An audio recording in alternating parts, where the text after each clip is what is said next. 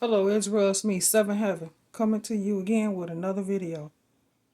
Okay, I want to say I have no rights to the video or music, strictly for educational purposes only.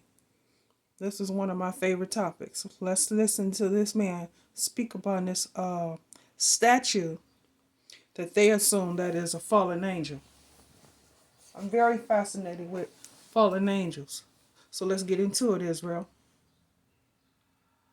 Now let me just, we'll come back to this in a minute. Everybody's seen this, so there's really not too much to show you other than a very slow motion rollout of what it looks like, and I'll try to explain the little bits and pieces that I do understand. But for all practical effect, to me, it looks legitimate. Again, I haven't touched it. I don't know anything about this specific thing other than what is seen here, and you will see. But I do know about the ancient texts. And I do know that flesh can turn to stone very easily. Okay, there's very, very little on this online other than this one little clip that goes for about a minute. And I've taken every second of it and looked at it as closely as I can look at it. There's nothing here that I can dispute as being fake. I do have a concern about where it's sitting on the ground, but I see everything around it appears to have been from very similar. When I say I really don't have any concerns, to be perfectly honest with you. I'm trying to find something that I can dispute, and I can't find anything.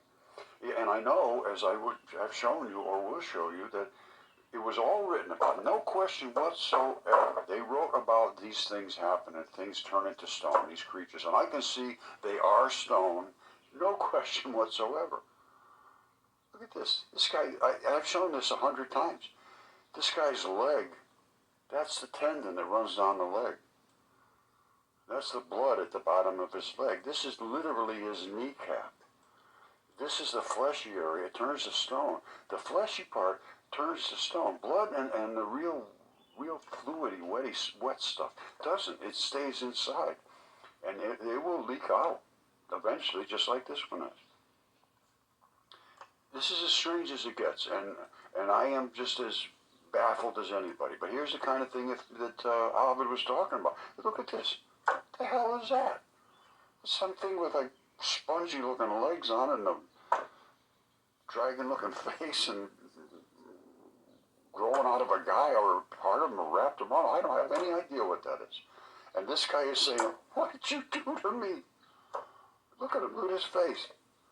And that's what they said. And they were amazed when this stuff happened to them. Okay, I've studied this very, very well.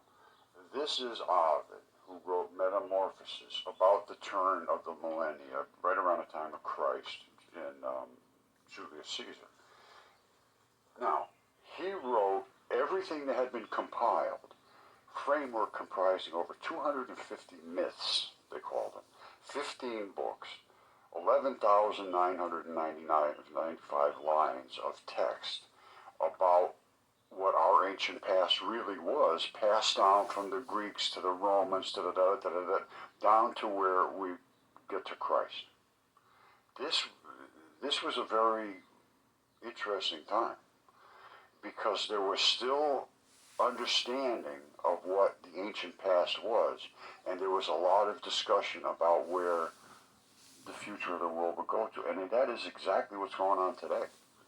Now, he wrote books after books after books, and he started right with the creation, the ages of mankind, the flood, Deucalion, who is Noah, Pyrrha, who is Noah's wife, and then down through all of the other monsters and giants and Hercules, and all everywhere. Now, he starts out right at the very first words. He says, I intend to speak of forms changed into new entities. Now listen to this. Accompanying this theme is often violence inflicted upon a victim whose transformation becomes part of the natural landscape. Now listen to this. There's a great variety among the types of transformations that take place, from humans to innate, objects like the river, constellations, turn them into animals, from forms like ants and fungi into mushrooms and humans and sexes and hyenas and colors and pebbles. They could do anything with anything. So they could easily transform people into stone.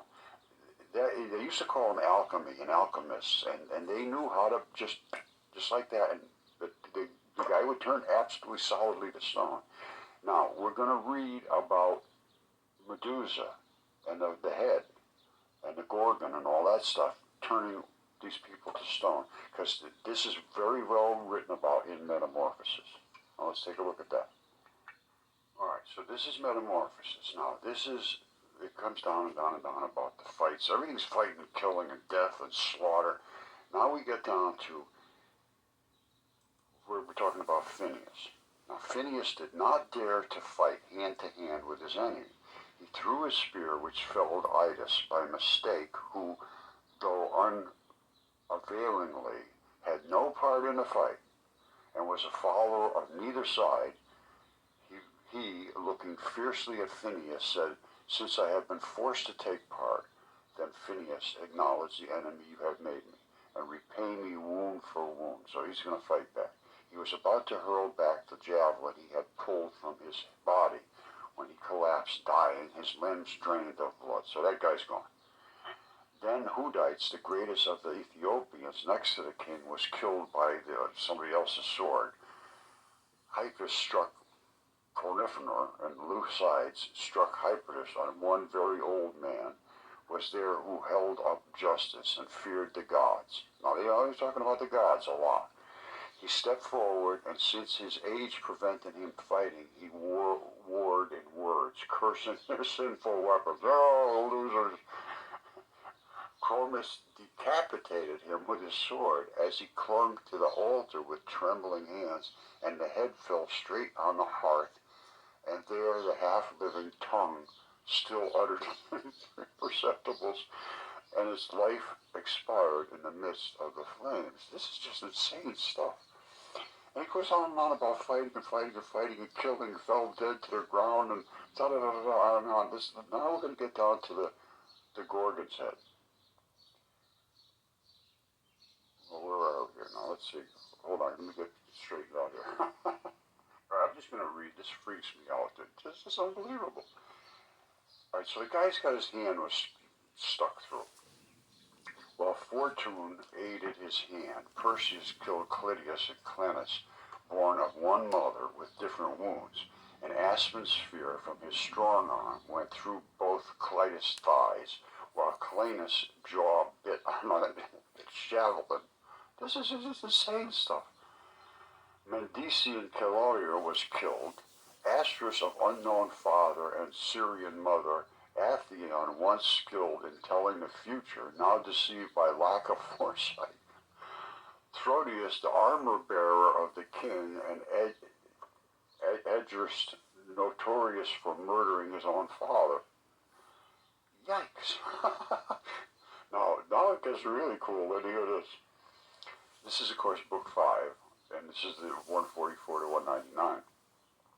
Perseus uses the Gorgon's head. So now we're coming into this. This is, I don't know how to say it. It's just beyond what the normal human mind can even conceive of. It says, there is yet more to be done. Despite what he has endured, the purpose of all is to overwhelm this one man. They got like 400 guys, I think, after this one guy. The bands of conspirators opposing him are on all sides in a cause opposed to justice. Right? So they were doing bad things, opposing justice in good faith. His father, with helpless loyalty, and his new bride and her mother support him to the best of their abilities, filling the palace with their cries. But the clash of weapons and the groans of the fallen drown them out, and at the same time, Bellona, goddess of war, pollutes the drenches the penates the household gods with blood, and stirs renewed conflict. Now, here we go. Phineas and 1,000 followers of Phineas surrounded the one man, Spears to the right of him, spears to the left of him, fly thicker than winter hail, past his eyes and ears. He sets his back and shoulders against a massive stone column. Now just picture this in your mind. Here he is, and it's trying to kill him like crazy. 1,000 guys. He's standing there against a stone column, protecting his behind him. So he turns towards his opposing crowd of men and withstands their threat.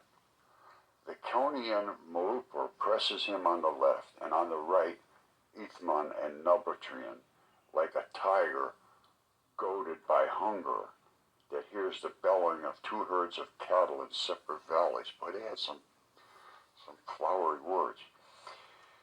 So he hears the bellowing of cattle in two separate valleys, does not know which it would rather rush at, fired up to rush at either.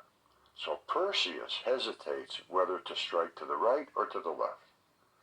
He drives Mopius off, piercing him with a wound to the leg, and is content to let him go. Get out of here.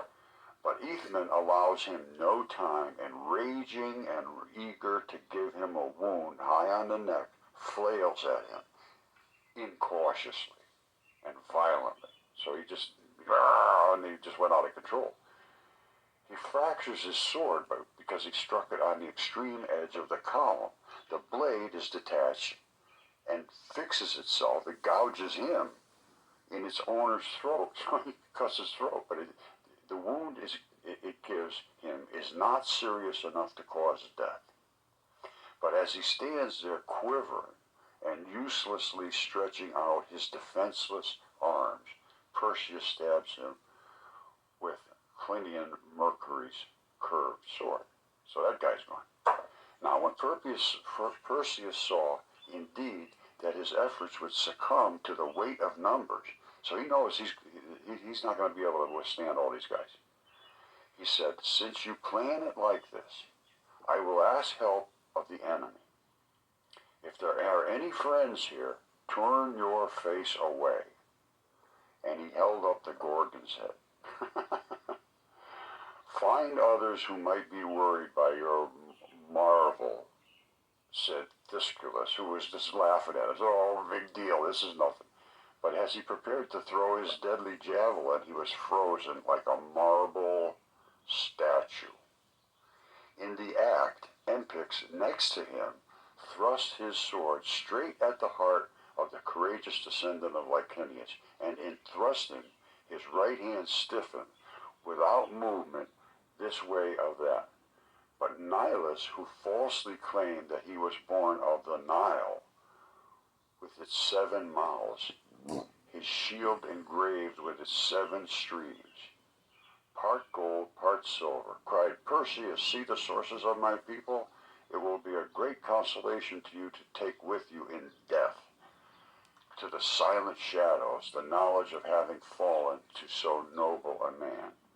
The last echo of his voice was cut off in mid-flight, and you might believe his mouth still wished to speak, though it was no longer pervious to words. He turned to stone and said, "Ah!" That's it. This is so far beyond, it's unbelievable. Eryx rebuked them, saying, "Lack of courage, not the power of the Gorgon, freezes you. Rush in with me and knock this youth and his magic weapon to the ground." He had started his rush, but the floor held his feet fast, and there he stayed, unmoving stone, a fully armored statue. This is the key, a fully armored statue. They don't turn naked. Everything goes to stone. Now listen to this. Phineus is turned to stone. They all deserved the punishment they suffered, except one of Perseus's warriors. While he was fighting on his side, Acontius saw the Gorgon's head and took the shape of hardened stone. Astyages struck him with his long sword, thinking he was still alive, and the blade gave a high-pitched ringing noise. Ding! While Astyages stood there amazed. The same power transformed him, and he remained there with a wondering look on his marble face. It would take a long time to tell the names of the middle ranks of men. 200 bodies survived the fight. 200 bodies were turned to stone at the site of the Gorgon's head. This is how they turned them to stone. Now, how it happened, I don't know. For the life of me, I can't imagine looking at something and that would cause you to turn to stone. Somehow that thing is, something was coming out of it. Now, these guys that were next to this statue said they can feel some kind of presence. They can feel some kind of energy. Don't forget, this is Ovid again. There's a great variety among the types of transformations that take place. Like I told you before, they can go from any kind of object to any kind of other object. They own matter. They're the gods, apparently. There's some godly way, when I say gods, this is very, very, very confusing at the moment. We know there was what I would consider to be a group of creatures that had very similar capabilities. Obviously, there had to be one supreme God, who was God Almighty. And he was in control, and these guys suffered the consequences of going against God, apparently. And then all this kind of crazy stuff happened. It's just, nobody's ever even considered this stuff to be worthy of investigating. And if I hadn't discovered the mud fossils, I would think this was just hilarious, and it is not. Whenever you shop Meijer, you help fill someone else's plate. Through our Simply Give program, we're able to ensure that our whole... Sorry, Israel. This commercial just got to play. See this? And this, I'm telling you, as far as I can determine, that was a living creature at one time. I've looked at it very carefully. The blood running out of his leg and all of this different discoloration, the kaolin clays of the face, different than the rest. He's strangling a little dragon here. They did this, and they made these for sculptures. That's what Ovid and all of the rest of them said. They were just crazy creatures doing crazy things. That's all I can say. As far as I'm concerned, that's pretty crazy. As far as people around me don't do that kind of stuff. I've never seen anybody. I mean, you know what I'm saying. It's insane.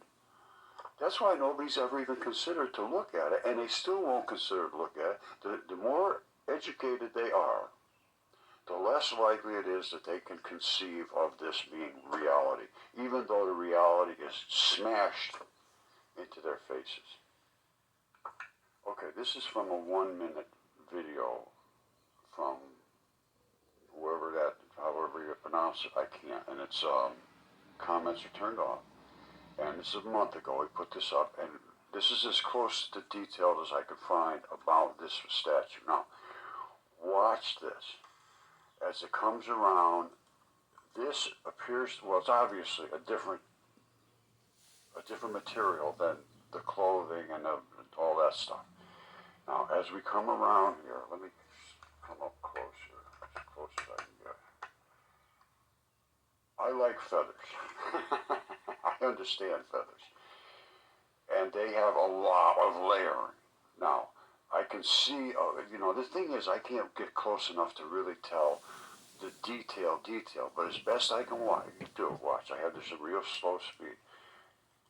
I'm going to stop. You see this here? That looks like the edges of the feathers to me. And then I can see layering in here, which, see the little layering in there? That's exactly what you're going to see if that was a wing. And it's some kind of a different material. Now, how it fuses into the body, I'm not 100% sure. But I can tell you what, as far as I'm concerned, that would fit the profile. Now, it's coming out of here between this fabric stuff. It's like wrapped over it, and then it comes in between the back. Now, you see here again? This is like this stuff here. Look, it's like this flapped over that. I think that's all I can say. It has some look to it. All right, now let's go And there's the wing, and you can see they're sort of wrapped over the little flappy pieces. Now, here's on the back. The lighting's terrible, but, well, let me go a little further here. All right, now watch this. All right, here we are in the back. He's got some kind of a cape on that comes around and sort of obscures wherever this locked in. But I'm going to tell you what, as far as I'm concerned, that's feather. It's something like that. It's quite obviously not anything like the rest of the statue. Now, how it sits on the ground is one thing that I'd like to understand. You know, I mean, they didn't dig around it, and it's up here. They must have taken it out and put it down. And I think that's what did happen. But you can see all here, this is very similar to what I showed you on those other guys that were statues on the top of the surface of the earth. Now, this might have been on the top of the surface of the earth, and all this stuff collected at one time, and then there was a huge flood and a mud submerged in mud or whatnot. I don't know. The shield is obviously Now, if that was underground, Israel, wouldn't it be covered in mud and dirt and soot? Because look at the material. It should be the material or the cape, a cloak or whatever that angel or statue or whatever that's frozen in time or turned into stone or by the Most High will be surrounded and covered in dirt and mud and bugs and rocks. Because anything that's buried underground wouldn't come out being that well preserved. I mean, maybe he was calling the flood, because we don't really know on the time of Noah and the flood, and when the Most High brought the flood on, what was actually in that water to cause them to turn into stone or to freeze like that and freeze in time. But I think it's more to it than just that, Israel. That statue is too well preserved. Now, I'm not saying that those guys did not find it. We would never know. But just look at the material. Look at the shield. Look at the sword. Look at him. More to it than that, Israel. different material. This is quite likely totally authentic as far as I'm concerned. I can't see anything that I can put my finger on that says it's not real. And I can see a ton of stuff that says it looks damn real. Damn real. Now, I'd love to be able to be up and touch it and look at it close and put a little microscope here and there. But boy, I'll tell you, that thing does look real now. I don't know. So would I, Israel. I'd like to be able to go up and look dead it in his face. Look at his features. Feel the vibration that's on it, around it. Look at the feathers. See just exactly, Israel, how the feathers or how his wings are connected to him. But you can't really tell because of the cloak or cape or whatever it is he has on him. I would like to see in his face because his eyes is being covered. And he's holding the shield. I like to see how his hands look. Open the cape up and see what he has under it. Because we know he has clothes. What kind of clothes? What type of material? These are the things I would like to see. Wouldn't you, Israel? I mean, you have to look. It looks like a fallen angel to me.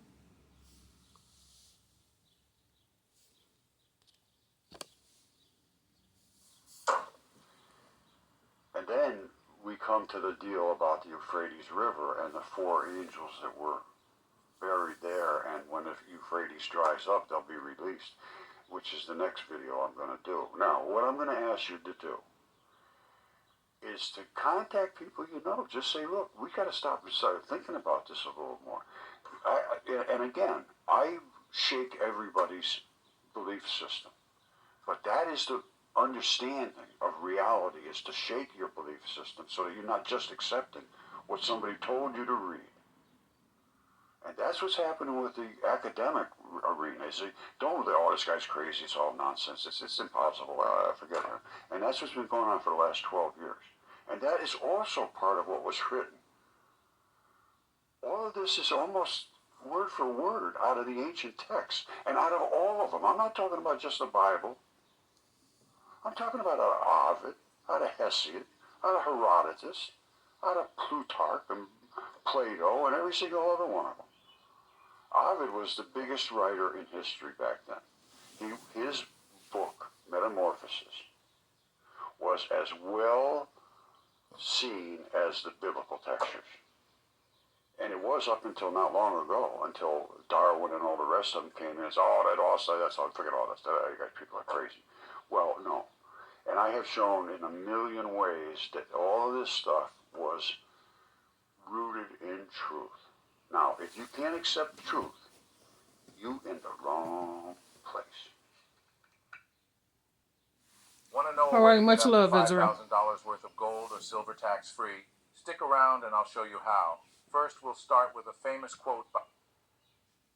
Much love, Israel.